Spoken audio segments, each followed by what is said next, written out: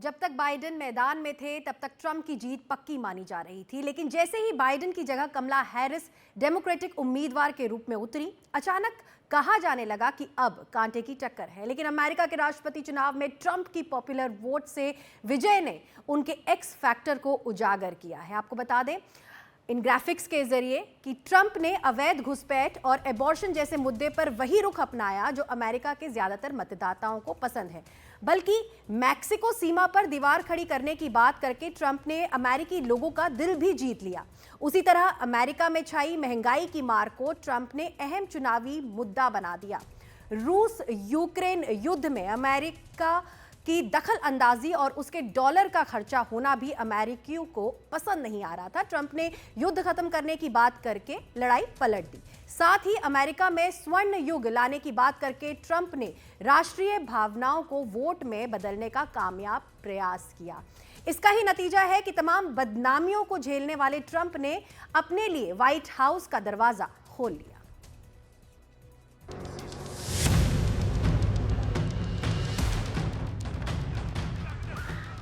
13 जुलाई को पेंसिल्वेनिया के बटलर में एक गोली बस 2 इंच की दूरी से ट्रंप के कान को छूकर चली गई।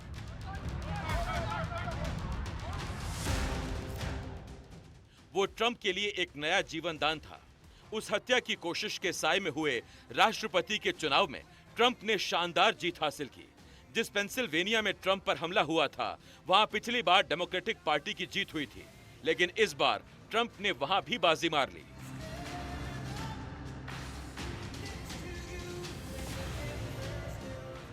वहीं अगर स्विंग राज्यों की बात करें तो 2020 में एक उत्तरी कैरोलिना को छोड़कर बाकी 6 राज्यों Pennsylvania, Michigan, Nevada, Wisconsin, Georgia और एरिजोना में डेमोक्रेट्स की जीत हुई थी। लेकिन अब की बार ट्रंप ने सातों के सातों राज्यों में जीत हासिल कर ली। अपनी प्रचंड जीत से उत्साहित ट्रंप ने अमेरिका के लिए खूबसूरत वादों की झड़ी लगा दी।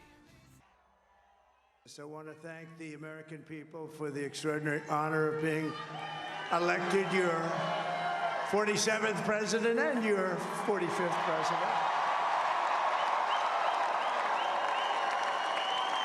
And every citizen, I will fight for you, for your family, and your future. Every single day I will be fighting for you, and with every breath in my body, I will not rest until we have delivered the strong, safe, and prosperous America that our children deserve and that you deserve. This will truly be the golden age of America. That's what we have to have. This is a magnificent victory for the American people that will allow us to make America great again. Oh, 2020 में चुनाव हारने और फिर तमाम विवादों में घिरे होने के बावजूद ट्रंप 2024 का ये चुनाव जीतने में कामयाब रहे, तो इसके पीछे कई अहम कारण बताए जा रहे हैं। अमेरिका पिछले कुछ समय से 1970 के बाद की सबसे भीषण महंगाई से जूझ रहा है। ट्रंप ने वादा किया है कि वो महंगाई को छूमंतर कर देंगे। उसी तरह कोरोना काल में 3.5 लाख से ज्यादा लोगों की मौत ने भी बाइडेन सरकार के खिलाफ लोगों में गुस्सा पैदा किया। अमेरिका में अवैध इमिग्रेशन भी लोगों के लिए भावनात्मक मुद्दा बना हुआ था। डोनाल्ड ट्रंप ने इस मुद्दे को जोर शोर से उठाया कि इसके कारण अमेरिका में डेमोग्राफी बदल रही है, जिससे लोग ट्रंप की तरफ झुकते चले गए। साथ ही जो बाइडेन की बढ़ती उम्र और खराब स्वास्थ्य का फायदा भी ट्रंप को मिला। डेमोक्रेटिक पार्टी ने बाइडेन की जगह कमला हैरिस को मैदान में तो उतारा, लेकिन देर से। विशेषज्ञों का मानना है कि कमला हैरिस के देर से आने और बाइडेन सरकार की नाकामियों का बोझ उनकी उम्मीदवारी को ले डूबा। I think the fact that President Biden just made a decision very late clearly meant that the Democrats had less time and that there was a sense of urgency about coalescing around a candidate.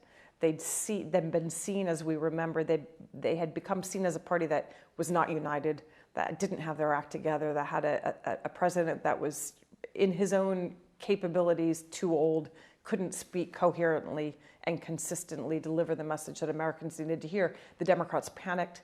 They did, I think, legitimately understand that they needed to make a clear, strong, consistent choice. But undoubtedly, if there had been time and scope to run a primary, to run some sort of contest, they would have been able to see the data of how people responded, at least within the party, to Kamala Harris and other candidates. That would have been one measure, one preliminary measure of where the race might go. But very difficult in a situation like we had, where the time frame for an American election was just so phenomenally short. And to their credit, they came together. But yes, in an ideal world, you have an open primary. You run a candidate so that you see how they can do, and that just simply didn't happen in this election. America दुनिया का सबसे पुराना लोकतंत्र है, लेकिन अब तक कोई महिला राष्ट्रपति इस देश को नहीं मिली। 2016 में हिलेरी क्लिंटन चुनाव लड़ी थीं और अब की बार कमला हैरिस, लेकिन संयोग देखिए कि दोनों महिला उम्मीदवारों को हराने वाले डोनाल्ड ट्रंप ही हैं।